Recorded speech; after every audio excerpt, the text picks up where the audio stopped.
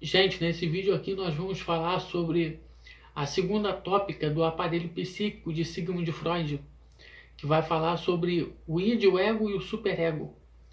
E o que seria isso? O id, o ego e o superego são três instâncias que nós temos na nossa mente, aonde o id seria a manifestação do nosso desejo, ou seja, tudo aquilo que nós temos vontade de fazer, parte do nosso id é a manifestação do nosso id.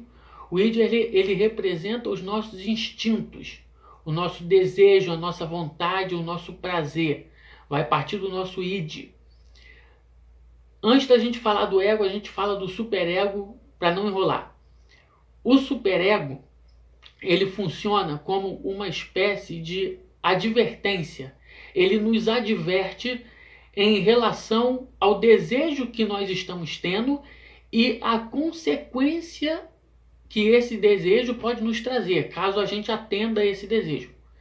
Então o superego ele vai funcionar ali como uma espécie de advertência. Ele vai advertir a gente sobre os perigos que a gente pode correr se a gente atender aquilo que a gente está querendo fazer. Por exemplo, olha só, vou explicar melhor. Imagina que você passa em frente a uma padaria, você está de dieta, aí você passa em frente a uma padaria, você vê assim um doce que você gosta, que você sente, naquela hora você sente aquela vontade de comer aquele doce. No momento que você sente essa vontade, essa sua vontade é manifestada pelo seu id, que representa os nossos desejos. Aí você sente aquela vontade de comer aquele doce, mas daqui a pouco você lembra que você está de dieta. Quando você lembra que você está de dieta, seria o seu superego advertindo você em relação ao desejo que você manifestou de comer aquele doce. E as consequências que esse desejo atendido ele pode te trazer. Por exemplo, você vai comer aquele doce, daqui a pouco você come 2, 3, né? Aí vai engordando mais e mais. Então, o id seria a manifestação do nosso desejo e o superego seria aquele que vem advertir a gente com relação a esse desejo, as consequências que a gente pode ter se a gente atender aquilo que ao nosso desejo quer, né? E o ego, ele seria, a palavra ego significa eu.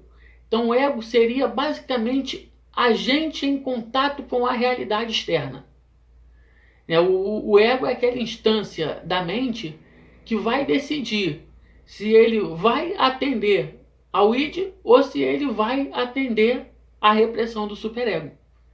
O ego ele fica ali no meio, como uma espécie de juiz que decide entre os dois. Ou o id vence ou o superego vence.